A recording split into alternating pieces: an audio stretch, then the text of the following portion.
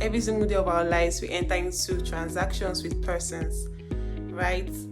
Either by purchasing a product or ordering for a service, or even agreeing to pay later after the product or the service has been delivered to us.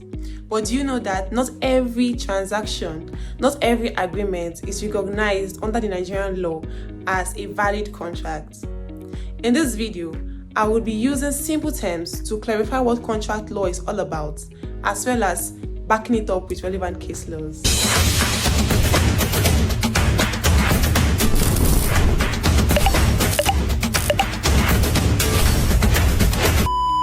Hello everybody, welcome to Let's Clear It Out with Anita. My name is Anita, and on this channel I simplify legal concepts and legal terms in a way that is easy and understandable for every one of us. Today I'll be beginning with law of contracts, and why I'm starting with law of contracts is because there are so many fallacies going on around school. When I was in school, so many persons were saying that law of contracts is a very difficult course. Please, that's not true. It is not difficult. All in our mindset. Please, anyone telling you that law of contracts is difficult, tell the person that is a lie. That person just wants to, put in the spirit of fear in you. Alright? So, I'm going to be simplifying law of contracts in a way that every one of us would easily get it, easily assimilate, and, will do better in school. So, let's get right into the video. What is contracts? A contract is an agreement made between two or more parties whereby legal rights and obligations are created and it is enforceable by law. This means that a contract is an agreement or a transaction that is made between two or more persons.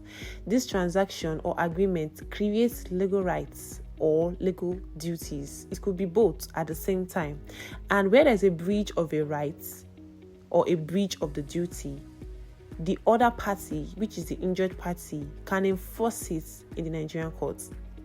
In the case of Robinet Nigeria Limited versus Shell, the Court of Appeal defined contract as an agreement between two or more parties creating obligations that are enforceable or recognized by law. It is important to note that a contract can be in writing, and when it is in writing, it's called written contract. It could be oral, and this is called an oral agreement. Or a contract can be made by implication. This will be explained later on in the video. Not every statement made between persons is considered as a contract or an agreement. This means that there are requisite elements and ingredients that qualifies an agreement to becoming a valid contract enforceable by law. First element of a valid contract, and these elements include offer, acceptance, consideration, intention to create legal relation, and capacity to contract. These elements are vital and they are what makes a contract a valid contract. Note importantly that the binding force of a contract is the meeting together of two minds, which is called a consensus addendum. In other words, both parties mean and say the same thing in respect to the agreement. Now, we're going to distinguish between a mere agreement versus a contract. A mere agreement is not legally binding or enforceable, as it lacks the element that makes an agreement a valid contract. I know we can remember all of those elements that we talked about, right?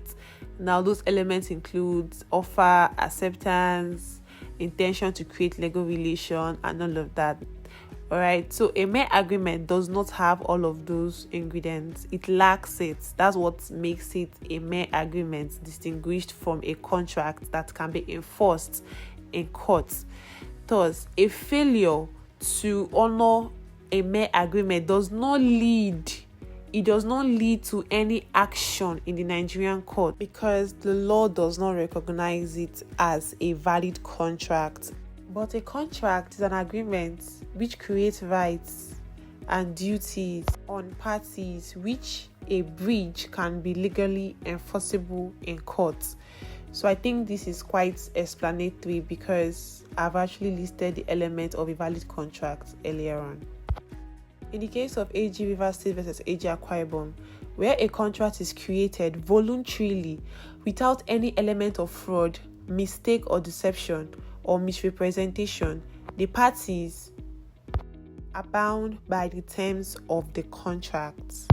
Now we have various forms of contracts. We have the formal contracts. These are contracts that are under seal. Then we have the informal contracts. They are also called the simple contracts. A contract under seal or a formal contract are written promises which derives its validity from the form and the form alone of the executing instrument. In essence, it is a contract that is in a document, and it is the fact that it is documented which makes it a valid contract. The key points of a formal contract is that it must be in a written form. As stated earlier, the validity of a formal contract is derived from its written form, right? Then the formal contract must be signed, sealed, and delivered. The third one is that its validity is derived from the fact that it is written.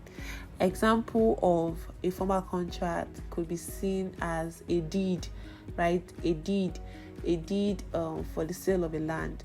Now, it is the fact that the land is in a written form that makes that transaction a valid transaction in the eyes of the law. Simple contracts. All contracts that are not formal are simple contracts. Thus, a simple contract could be in an oral form or in writing or a combination of both. In the case of Damian versus Ackman, the court held that the oral agreement in a contract to provide painting services as binding.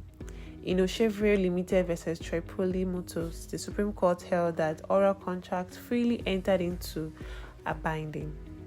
We also have express contracts. These are contracts that are explicitly stated either by words or in writing.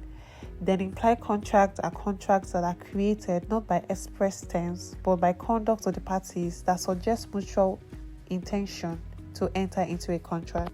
Finally, in the case of Brogen versus Metropolitan Railway Corporation, it was held that a valid contract has risen by virtue of the conduct of the parties.